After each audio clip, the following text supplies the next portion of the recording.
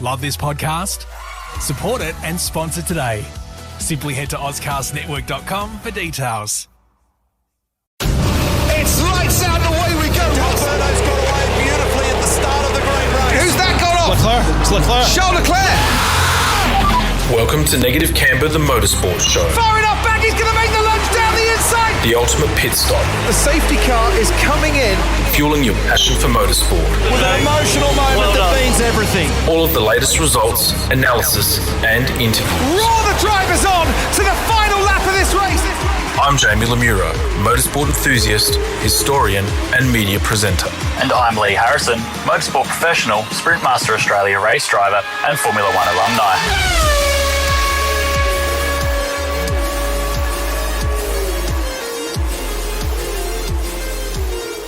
Welcome to Negative Camber. Well, this man is one of Australia's leading motorsport journalists and presenters. He has previously worked for the likes of Channel 10, Channel 9, Channel 7, SBS and Fox Sports, commentating probably all of Australia's major motorsport events. These days, he's actually the lead voice behind the Super Cheap Autos TCR Series and produces the famous Rusty's Garage and more recently, The Grill. Please welcome to the show, the legend, Greg Rust. Hi. G'day, Rusty. How are you? It's fantastic to be on the show, and I don't know about legend guys, but it's always good to talk a bit of cars, bikes, or motor racing for sure. Oh, mate, don't worry. There's definitely lots of admiration from this neck of the woods. I've been listening to you pretty much since you started commentating the Super Touring Series here in Australia a long, long time ago. That brings up some great memories for me. Yeah, no, great series, and we'll talk about that a little bit later. But I guess, how are you finding life in New Zealand, and how's COVID been impacting you in particular? The challenges at the moment with lockdowns on both sides, that makes life a little bit tougher. But I am involved in a variety of different projects. Some of them on this side here as well, working with Sky in New Zealand, and I spent a good chunk of time at the beginning of the year in Australia working on the TCR Series for 7. So when the bubble was in action with the two countries, it was very effective. But others have been way more affected than I have. So I certainly can't complain. My wife's a Kiwi, so we've been living here since the end of 2017. We were in Sydney for sort of 20 years prior to that, and she grew up here, so that's one of the reasons that we're in this part of the world, and that's been a significant lifestyle change, but a very nice one. Yeah, very nice. That's, how'd you come about the grill and that project? How did that all come about?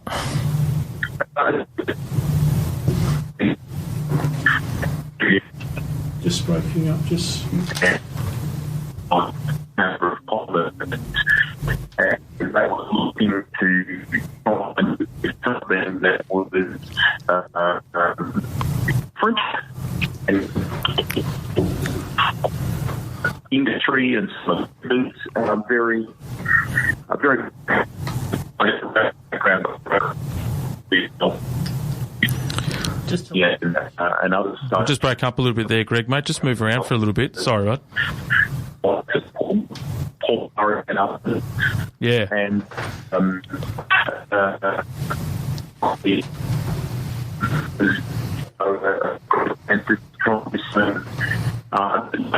radio show.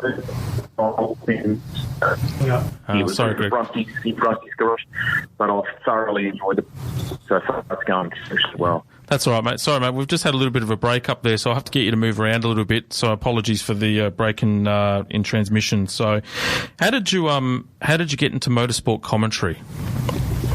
It kind of came about a little bit by default in some ways. I was racing go-karts. I was very average at that, and basically the karts were at a major race meeting in Sydney this particular weekend. It used to be called the Triple Challenge over the Australia Day long weekend. It was a very famous event that involved supercars, the Australian Superbike Championship, and then at night time when all the circuit racing ended, they would fire up the drag strip, and it just became this awesome event. Anyway, the karts were there this particular year. I wasn't racing. The club asked me would I go and talked to Andy Raymond and Greg McShane and others that were commentating at the time over the big screen and the like. I did that. I was a bit reluctant to do it at first. And at the end of it, the producer said to me, "Have you done this before?" I said, "No." He said, "Do you want to do it again?" I said, "Yes."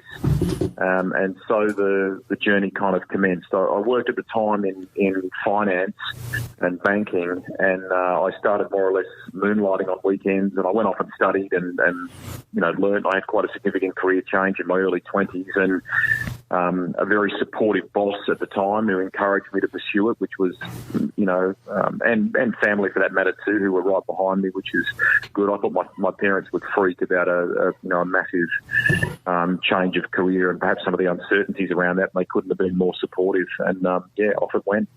Yeah, and I guess for yourself, I mean, you've probably commentated with so many, I suppose, famous motorsport identities. Who are some of the most memorable people that you've worked with, and why are they memorable for you?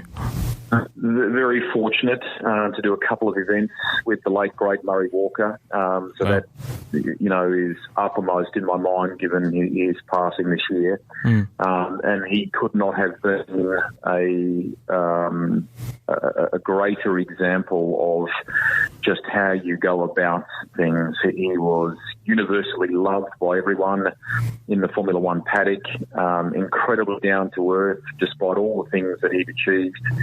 He really should have been knighted, in my opinion. So there's one example at one end of the scale. Work's afforded me the opportunity to do interviews with the likes of Will Ferrell, Mario Andretti in the motor racing realm, to call Barry Sheen, a colleague and a friend, was enormously special, very, very special. And they're things I don't take for granted, guys. There are moments where I do pinch myself and count myself very, very lucky to have. However, those moments have come about to have crossed paths with them. It's very cool.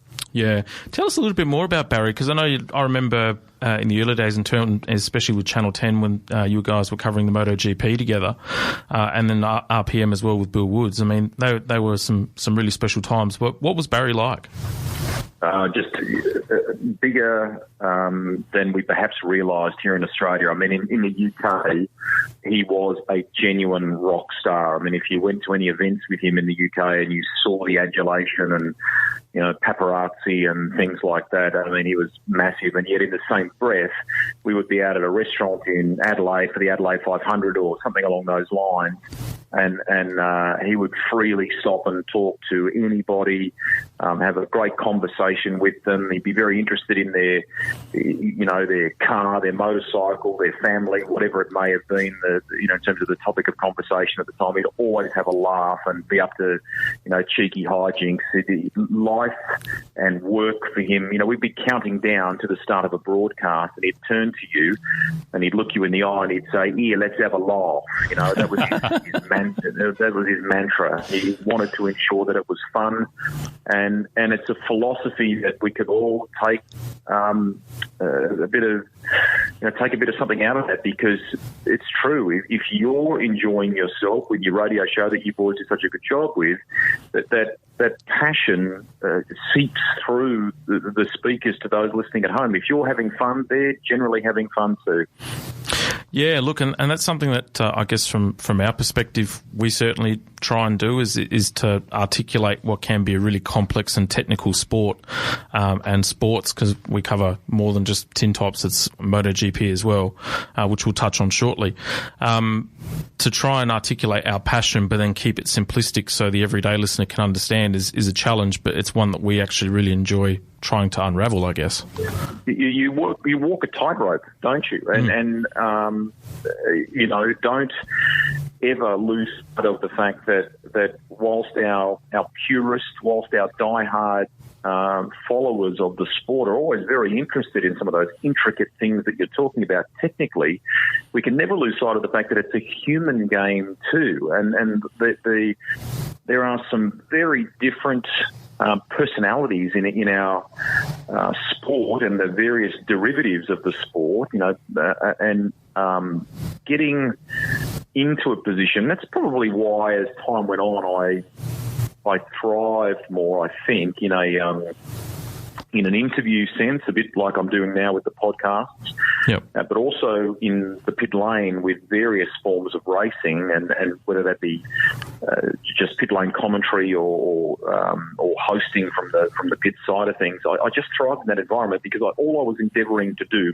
my philosophy was really simple, and that is, if I can try and think of what the audience at home would be contemplating or thinking at the time, and then try and get the person I'm with, at the end of the day, the people don't want to hear from me. I'm a conduit to the people they really want to hear from, the driver, the rider, the team member, whoever it might be, and getting that person to showcase some of their personality, to come forth with the answer that the audience at home wants to know. If I can do that, then that's box ticked for me. Yeah, and look, we aspire to, both Lee and myself aspire to sort of go down that same path, and inspired by the likes of people like yourself and Neil Crompton, Mark Scaife, all the major commentators that we listen to on a well, I suppose weekendly basis, and even the guys from Sky Sports like Crofty and Martin Brundle as well. I mean, they've all inspired us and influenced us to do what we do and do what we love. Cool. Well, I mean, that's the thing, and when you get the chance to meet some of those guys and girls, if there's a few little anecdotes they can share with you, little things they've learnt along the way, because everyone learns, in this game. It's a tough game. You are, if you make a mistake, you're making a mistake in the public eye, and you're doing it around the game that you love. So invariably you toughen yourself in those moments, but pick yourself up, keep boxing on, learn from some of those mentors, those good people, and come back to the core stuff that we've just talked about in relation to passion for it. One mother every day, guys, before I do a broadcast, will still even now say just simple stuff like keep your feet on the ground. It's about it's about the sport and about those people. That's what matters. Yeah, absolutely. Hey, what would be the greatest race you have felt you've called or witnessed, and what made it so good for you? I struggle to answer these because, firstly, when I was very young, before I could even walk, I was going to places like the Sydney Showground Speedway with my family. My family have always loved motor racing, so that's where the true love of it comes from. So over time, I've been able to go to a number of races, either on a personal level or on a professional level, and tick a few bucket list things that I've always wanted to do. So, for example, I went to Le Mans in 2015 when Mark Webber was driving for Porsche. Yep. To see those cars running around that famous track and to stay awake for 30 hours or whatever it was. I mean, they were like slot cars, those things around there. They're just real-life slot cars. They were just amazing. Yeah. But I'd always wanted to go to Le Mans. I've been to Laguna Seca for some sports car racing and other things there, to Daytona, British Grand Prix, MotoGP and Formula One in Spain, some testing even at Jerez in Spain, and to various Formula One factories. So when you're fortunate to do those sort of things, to say, oh, what was the one that really stood out the most, or what was the one that is your favourite, it is very difficult to narrow down to one. What I probably would say, in all honesty, the one that still, even now, gets the hairs on the back of your neck up was Bathurst 2006, when we'd gone from losing Peter Brock just a month beforehand, and then Craig Lowndes wins at the day that we farewelled his mentor, as Lee Diffie said on the day so famously. And to be around pit lane and to interview some of those guys, to talk to Greg Murphy before he got in one of the Brock Tiranas and things like that. That to me is indelibly imprinted in my mind, even now, all these years on. And then one that is perhaps not for emotive reasons like that would certainly be being in the pit lane when Greg Murphy came back in from the Lap of the Gods in 2003, and to see the crowd standing above in the corporate boxes above the pit lane, hanging over to watch Murph come in the lane, to see his colleagues and rivals come out of their pit bunkers to congratulate him, and then to just fortuitously be the person there, the first to talk to him in a professional sense in that interview. That's a very special one for me. Yeah, Greg lives down the road or across the road from you in New Zealand as well, where you live? Yeah, we're not too far apart from each other. We could more or less see each other's place from where we are, and there is a little bit of a connection there away from the track. My wife went to high school with him, so they're all friends from way back. So crazily, we get so busy with different things, we don't always get to see each other. But we've literally seen each other today. We've been on a classic car run here today, so we've got to catch up with one another, which is good. But I've always tried, guys, with that stuff to, on a professional level, just be equal and fair to everybody. It's a political game, and you hear lots of different, stories and things, and as best you can, be everyone's mate. Sometimes you've got to ask a tough question, but I think if you're fair to everyone, they respect it when you do. Yeah, absolutely. And brace yourself for the SODI experience at Pro Karts Race Centre, the official South Australian distributor for SODI Karts. Picture this: karting excellence meets global dominance, all on our local tracks.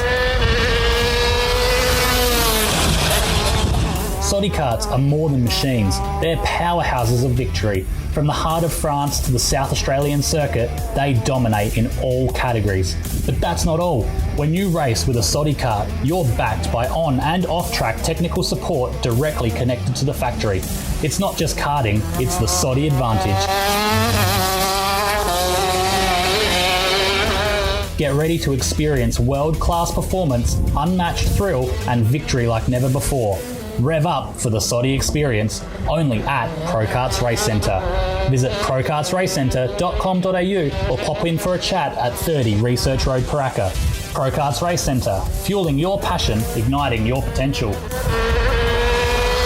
Getting back to races and stuff, 06 still hurts for me. My boy Mark Scaife lasted 350 metres, and then I didn't watch the TV for probably a good hour and a half recovering from that moment myself. But I'll never forget that day in a hurry, that's for sure. Well, we're all born of that, aren't we? In terms of at the end of the day, when you peel away whatever it is that you do, if you work around the sport, either in the media or in the pit lane or in race control or whatever you do, at heart we're all fans. And I think that's Neil Crompton summed that up recently in a conversation he had with Aaron Noonan. That's what drives you. There are days where it wears you down for different reasons. It is a tough business, and if you don't. If you can't live with that in the sense of if it gets you down or if it then you perhaps shouldn't play in that game. But in reality, there are some enormously rewarding days as well, and it is infectious like that. And no matter what, people like Neil in particular, they've just always had a deep love of the sport, and whatever it is that they're doing around it, the very first thing at their core in relation to that work is a pure love for the sport. Yeah, absolutely. Hey, tell us about your thoughts on this year's TCR season. How do you feel, I guess, this series compares with, say, the old Super Touring era here in Australia in the mid to late 90s?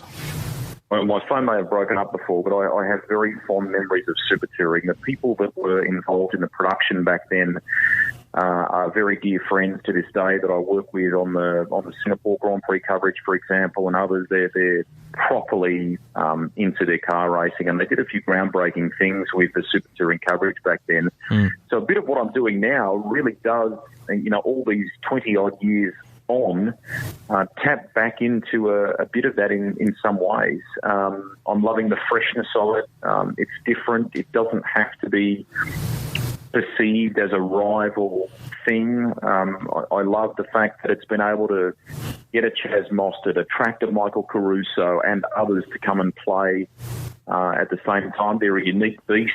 I've had the chance to drive one, and I didn't drive it very well, guys. It was in damp conditions at Queensland Raceway, but it does give you, as a very average, driver, a sense of what they are confronted with and what they need to do to be competitive in them. So I thought it was very clever last year how they would bring out various international drivers so that ours could benchmark themselves against them, those that were well experienced and well versed with TCR. It makes sense that there's a global formula that where I think it's important, probably the biggest thing is that it's going to give, hopefully when COVID settles down, a young driver a chance to showcase their wares in this series, and then get a chance to go and race abroad against some of the world's best, and that won't be a big step outside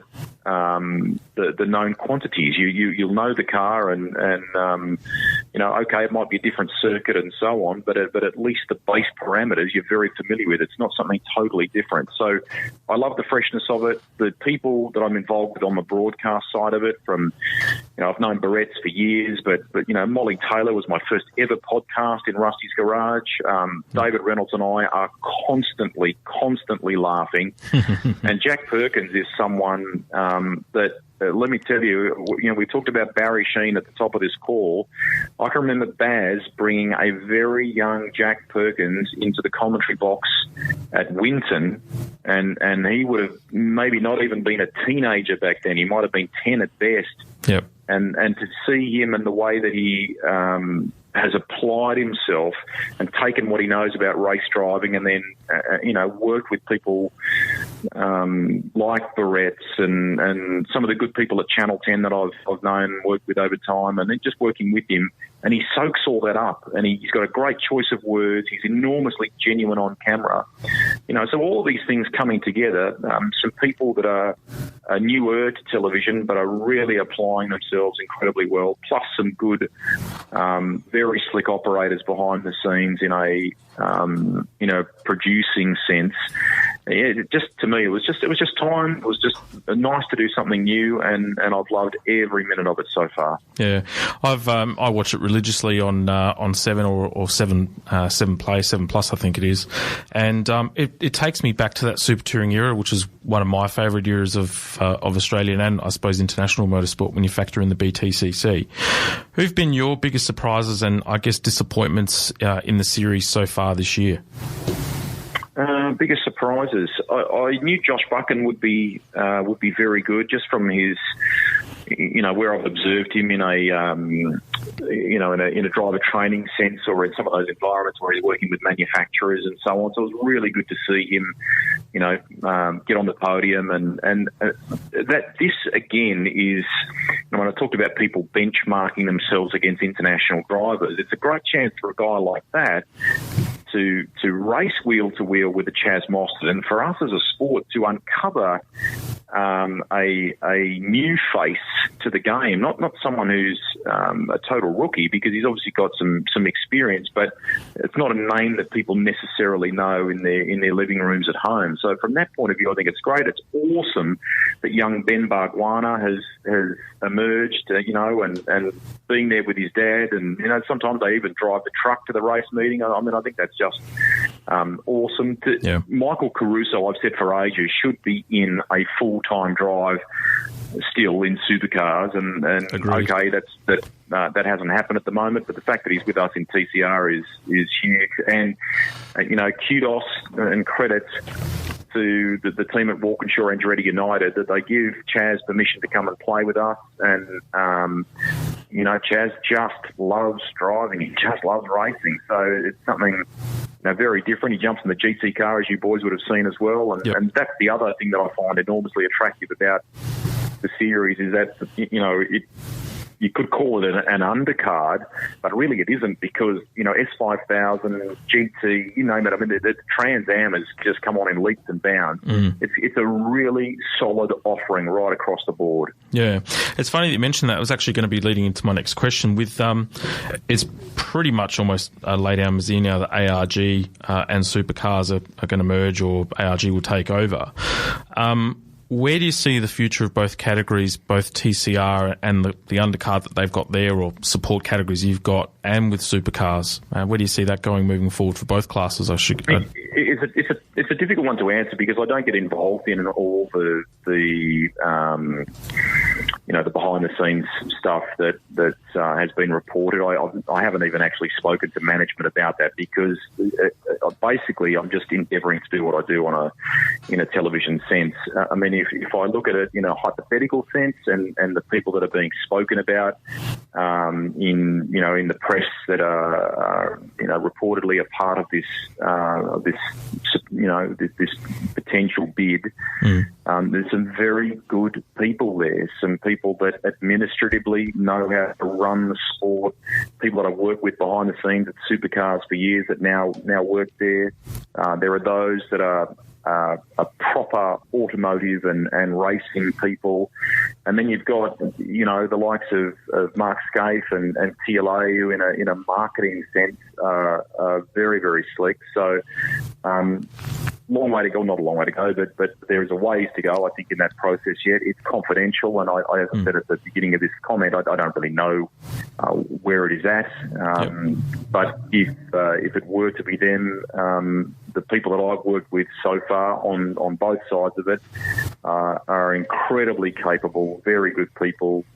If, and I underscore that word, if it were to be them, they'd have nothing but absolute support from me because they're good. And let's just stop for a second and think about the rival bit here as well. To think that you could garner interest reportedly from the likes of Peter Adderton, Mick Doohan, the Smiths, Paul Morris, the Brisbane Broncos.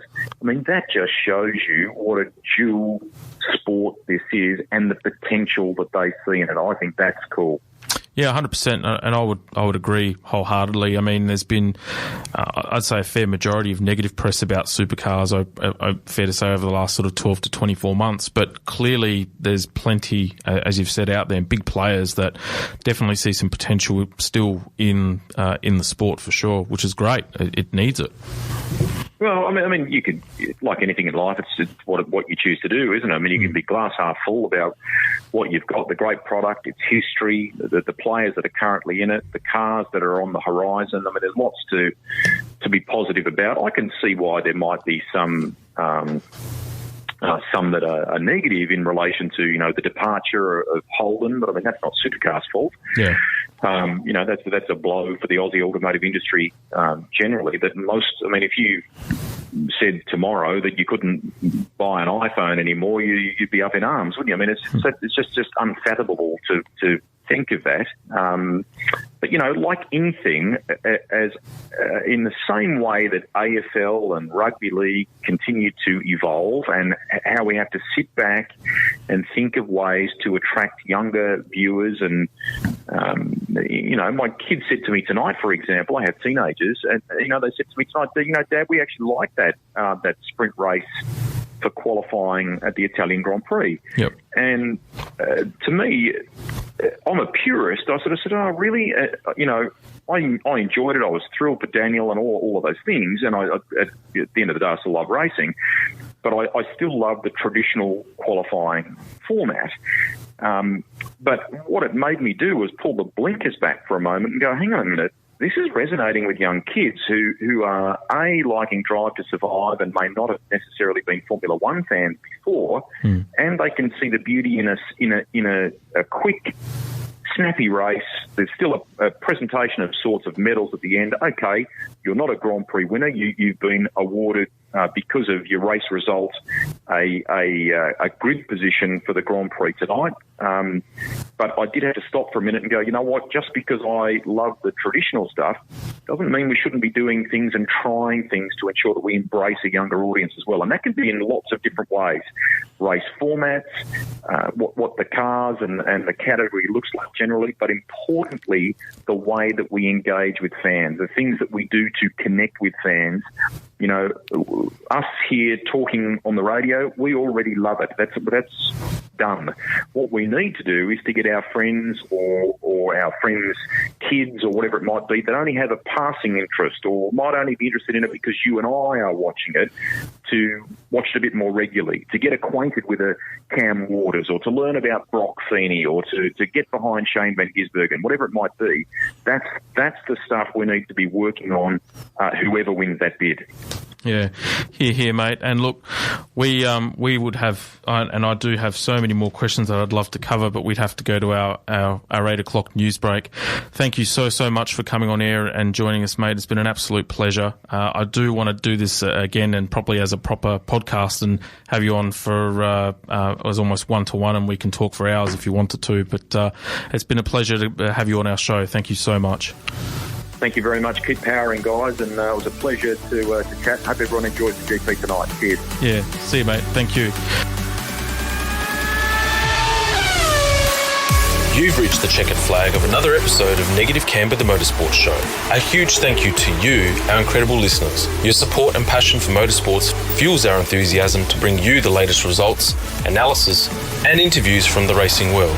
Keep that FOMO at bay by subscribing to Negative Camber on your favourite podcast platform. We'd also love it if you could leave us a review and share the show with fellow racing enthusiasts. Your feedback and support mean the world to us. Remember, Negative Camber is more than just a podcast. We're a community of dedicated fans who live and breathe motorsports.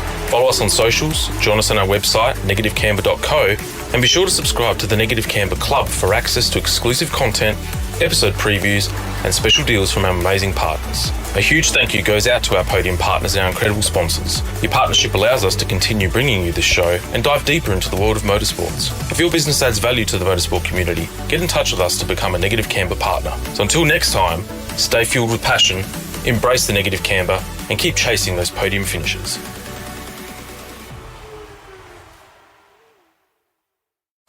Love this podcast? Support it and sponsor today.